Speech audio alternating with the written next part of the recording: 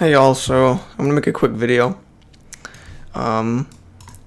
So anyone who's new to the channel, I'm on a 2000 tick chart on the ES, and this is a 21 EMA. So we started off in this range. We had these highs and these lows, which is supposed to be right there. And so we had the overnight range, and then we have this uptrend launch off the lows, and then you get a two-legged break. It's also a two-legged retest of the overnight low, which is a very, it's very common to see that, and I like trading those. And so it's a perfect measured move. It reaches the measured move when you get the entry. You got this short-term trend line in play, and then here you actually get a close out of that, two legs down, expecting new high for this uptrend, and yeah, also range rules. You're expecting it to reach one side of range. If it bounces off one side of range, you're expected to reach the other. And so, yeah, I just get out before this high, just 1 to 2, pretty simple trade. It's just two big legs back and the first entry out of STT off the range lows. So I really like that. And we push up, we end up getting these two legs here. So both legs don't reach the highs, so that is the first sign of a bearish imbalance, but it almost reached there. I'm not going to treat this like a bearish imbalance, even though it didn't reach all the way to the highs. But anyway, so and here moving down, you can see first entry long, second entry long, failure, and it worked. I wouldn't take it.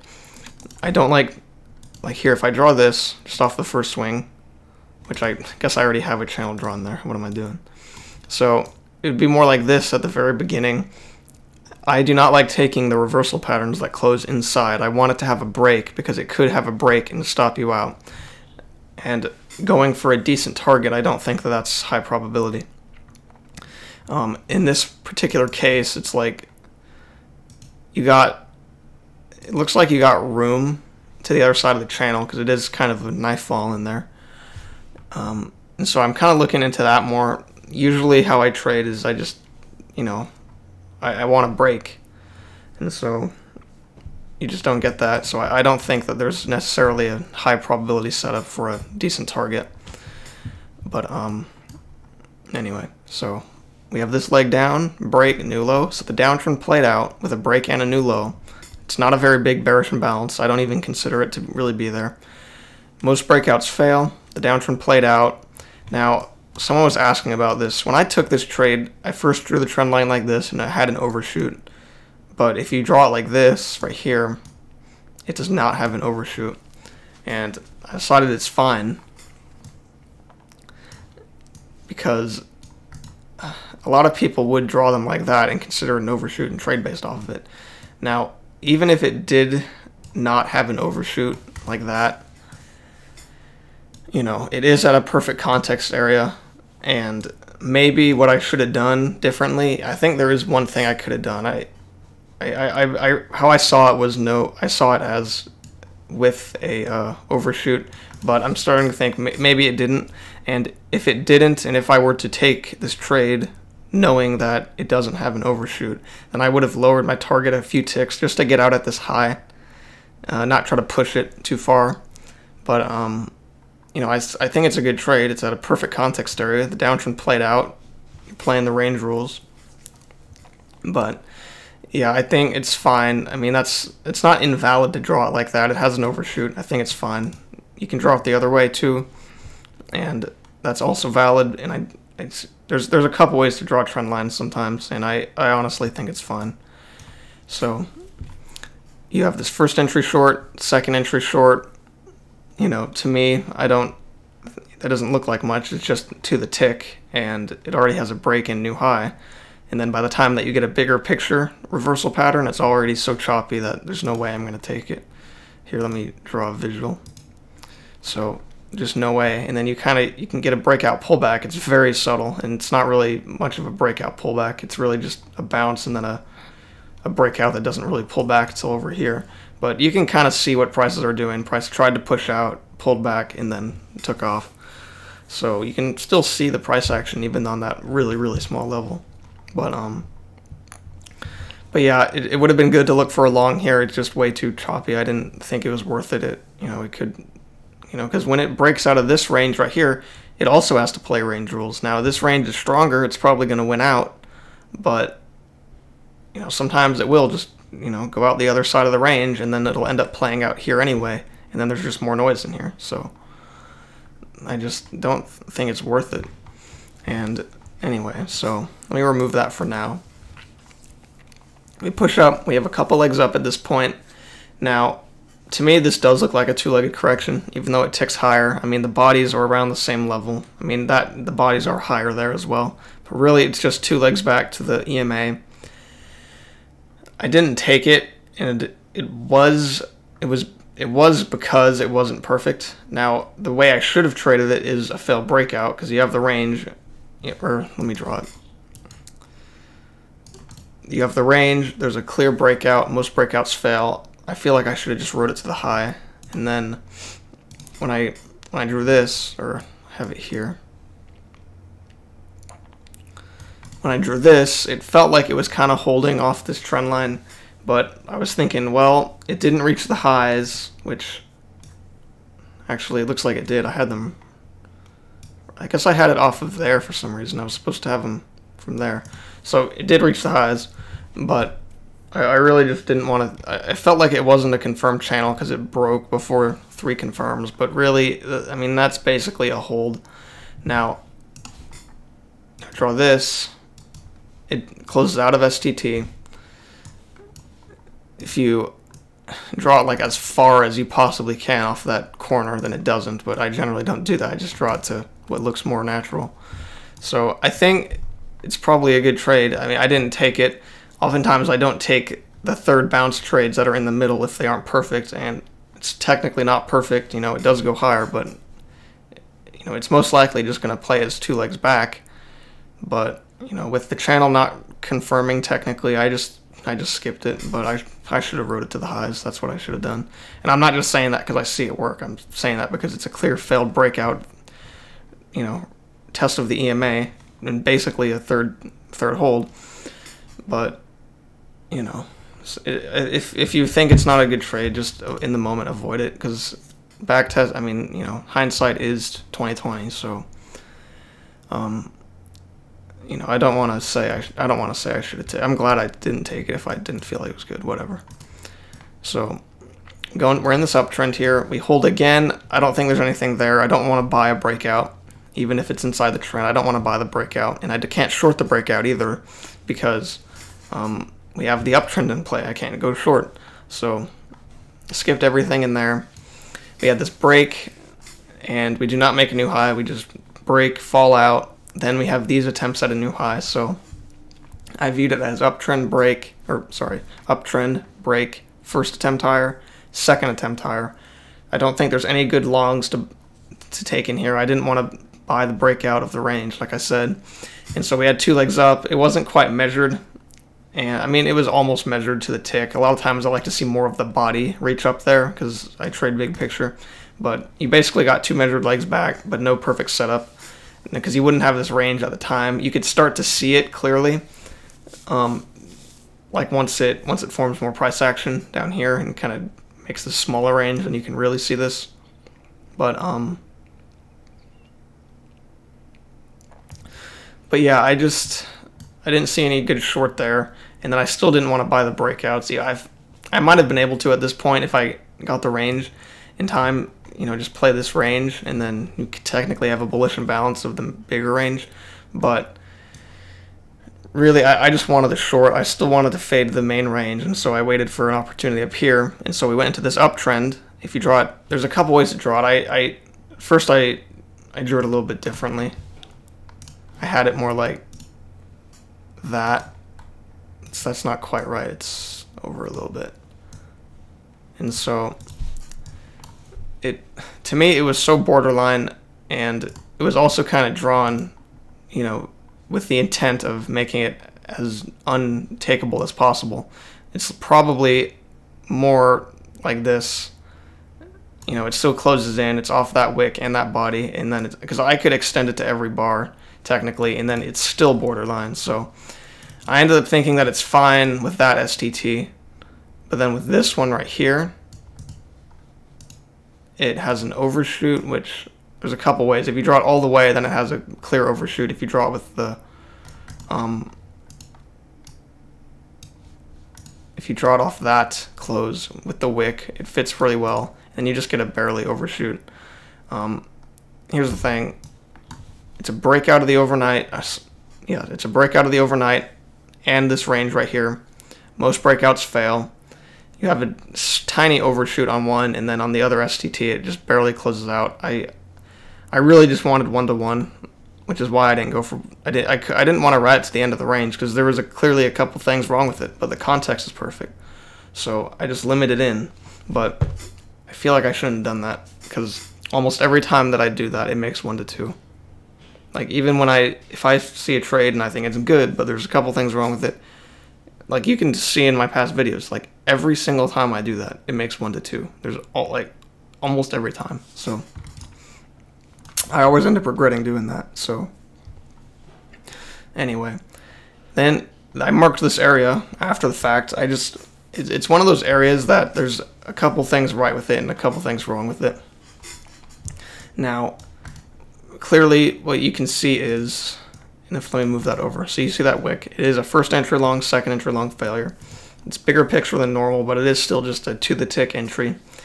And what I do like though is that you have this downtrend break, first attempt lower, and you're entering on the second attempt lower. Now the main thing that I hate about this trade is the fact that you are shorting completely into the low of this move. Now with the context, you know, you are fading the range, and it is technically a reversal pattern, and this little breakout pullback, but I really don't like shorting the lows of moves, and I would have felt better about it if this low was lower, so that way I could have room down to it, but I didn't want to enter into this recent major low either, so I didn't think it was worth taking there, even though it's a reversal pattern after a fade, or a reversal pattern to continue the fade, really. I just figured it'd be best to skip, so I didn't take it. But we go into this bigger downtrend here, which let me get that perfect. All right. So we're in this downtrend. Now, when we reach the low, you can see that we have a small overshoot.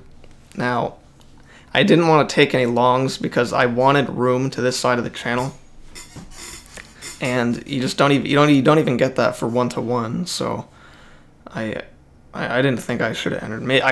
Maybe I should have tried to enter with a limit order. I didn't even try. And if I did, then I would have been able to get something with a good target, you know, decent risk to reward target before the highs. But I just figured if I don't think it's good for the full thing, I'm not going to try to take a half-ass trade, whatever. So first entry short, second entry short. It's a reversal pattern that's congestive and can't get above the EMA. I don't think it's very good, and even though this channel has an overshoot, it could attempt to make a new low. Even though it doesn't technically confirm, I mean, that's still a leg down. There's going to be people trying to, you know, retest, but I just don't see a good reversal pattern. And then you get this right here. It's a bigger picture, you know, version of the reversal pattern, because here, let me draw it out. You have this uptrend, you have the break right there. Okay, you get the break, and then when it ticks above that bar, you get the first attempt higher, and then that is entering on the second attempt higher. So it is better than just the to the tick one. But kind of like how I was talking about here, I mean, you don't really get a pullback. You're just kind of entering, you're buying into the high of that move, and it's very congestive. I don't think it's worth it. And then by the time that you get this trade right here, it's an even bigger picture reversal pattern, because now you can see it as first entry short, second entry short, failure, but it already has two legs up at that point. So, I mean, it's not worth it. And plus, the bar is really big in comparison, you know, compared with, I mean, not compared, I mean, included with that. And so, I don't think it's worth taking. Now, you know, it's not perfect. I would want to see a clear rush above and then the EMA hold nicely. That's what you want to see on a reversal pattern. It did that much better here even. Rushed below, held on to the EMA twice, you know, failure, you know, failed second entry. It's just you don't quite get that here. I mean, it's not that you don't quite get that, it's that you don't at all get anything resembling that, so I don't want to take it. And so anyway, we push up, we go into this uptrend, we break out the highs, but I don't want to short till the uptrend plays out. Here it plays out. I think I was gone for a little bit of this, but I do remember looking at a lot of this in real time. And I saw that the uptrend was played out. I saw that there was a little failed break out of this congestion, but there's just no good setups. I don't want to take that.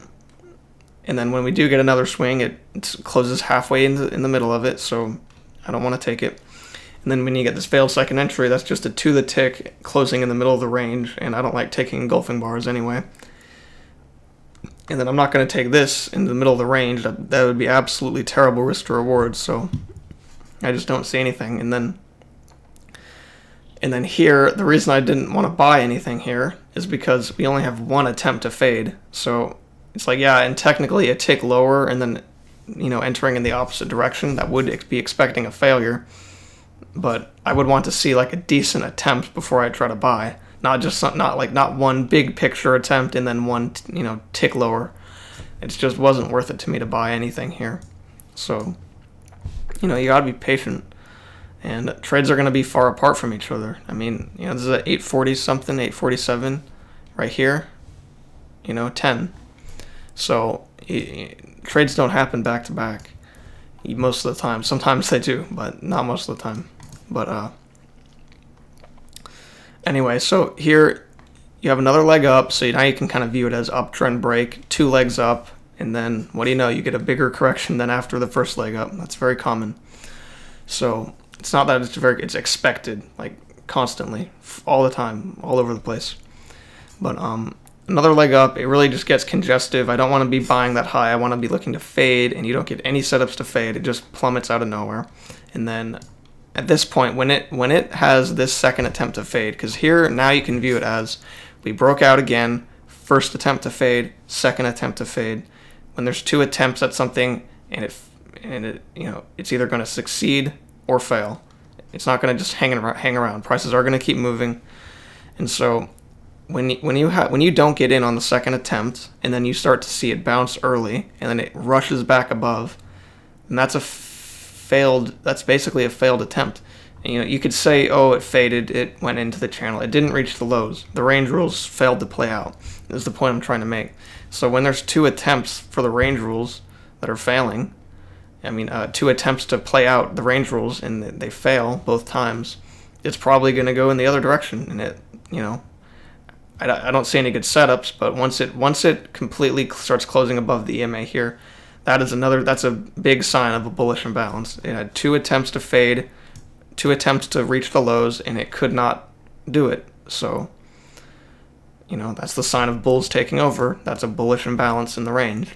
And so, which is why I kind of marked this long over here, because I don't think it's perfect, especially going long on a breakout, but with a bullish imbalance, it's a lot better to take it's a lot easier to take to go with the breakout if there's an imbalance. And if the setup is good enough, which I'm not too confident that this is a perfect setup, but it's an important area that I want to talk about. And so you kind of have these 2 legs up here. So first leg, second leg, it's basically measured. And I didn't check exactly, I just kind of drew them, and so they're, you know, measured basically. And a lot of times when you get measured moves, you'll get a fade on a bigger picture. And so basically what this trade could be seen as is a first attempt to fade, second attempt failure. And then I like the way that it traps there. But I sat through this trade and I did not take the trade. And I didn't like how it rushed below the EMA, because we could still fade. Even with a bullish imbalance, we could still fade, especially because a lot of times bullish imbalances on the smaller level will end up just being, you know, the next leg up on the bigger picture, and then it'll fade just fine. And so, you know, especially with this second attempt to fade, so first attempt to fade, second attempt to fade, it's not very big, it's not relative in size to this one down here, I mean up here. So I just didn't want to take it again. And also the fact that it couldn't get back above the EMA. I mean, I like the trap, sure, but, you know, we couldn't hold above the EMA. So I don't think that looks good now that I don't think it looks very good. And what I actually think looks better is this trade right here. Even though it doesn't have a good signal bar, you know, it's a failed second entry. It is to the tick. You can kind of see the legs. You really, the big picture, how I would see it is this uptrend right here. I'm going to draw it off that wick. So uptrend break, expecting a new high, fading this little range right here, and you would of course need, I would want room to get out to the highs. I wouldn't want to just expect it to burst through, even though there's bullish imbalance, because you know it could still fade. So I would just want to get out at the highs, but I didn't take it because it was congestive, which, look, that congestion I don't think is a big deal. I think I was just overthinking it. You know, I made some mental mistakes today, but if you could try to get in with a, you know, decently early, then you can get out before those highs. Just let me make sure I have them exact. If I would probably have them there, because the wicks do mean something in the range, and so, you know, it looks pretty good. I mean, failed second entry. You know, the way I really see it is bigger picture. I don't see it as a failed second entry like that. I see it as an uptrend break, first attempt higher, second attempt higher, which is a first entry short, second entry short failure. It really is just a big picture failed second entry right there. And here, I should draw arrows just to have a better visual. Uptrend break, first attempt higher, or no, sorry, first attempt higher here. That's the short picture. That's what you would see it as at first. First attempt higher, second attempt higher. But when you're on a bigger picture, you know, you have to, you know, more price action forms, you have to start counting more stuff. Uptrend break, first attempt higher. Rather than just a few ticks higher, I'm counting this full leg as the first attempt higher. Not a tick higher, I'm counting the legs higher. So uptrend break, first attempt higher, and then that would be the entry on the second attempt higher on the big picture. This is the short picture right here, second attempt higher. This is the big picture, second attempt higher. And I just want room out to the highs, but I didn't take it. I was overthinking things. I couldn't pull the trigger, but, you know. Yeah, we push higher, and we go into this range up here. So that's pretty common. You know, big extended move. It goes into a range. It doesn't immediately just reverse. And so we go into this range, break out of the highs. I didn't want to take these shorts because I just felt like it was shorting while in an uptrend. I felt like the breakout was succeeding at this point, so I didn't take any shorts. And then when we get this two-legged moves down, I didn't take any longs either. I mean, everything is choppy. Everything has so much wick on the highs. I just couldn't take anything. And then when you do get this breakout pullback here, you rush back above. So I'm thinking, okay, it might be going back with the trend. And what ended up happening is it faded. So, you know, I didn't catch this short, and that's fine. You know, I still got other trades today. Still got 1, 2, 3. And sometimes that happens. Sometimes I just get a lot of stuff in the morning and then it kind of thins out later. But then let me zoom out just to. I'm just seeing if there's anything bigger I can draw.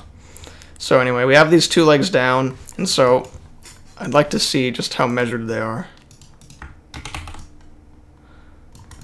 Alright. So you got the two legs down, and then you tried to reverse above the EMA. There was no holds above. I mean, on a very short picture there was when it rushes above, and you can see it testing the EMA, but nothing with swings. So there's no very significant sign of a reversal. It just rushes above and then it suddenly shoots lower. You don't know that it's going to do that there. So I wouldn't take it. And then this stuff I didn't see. This was happening while I was making the video. But yeah, it looks like you get a first entry short, second entry short, very congestive. I mean, I don't think I would take that. I mean, I know I wouldn't take that. But anyway. You know what I do think about this?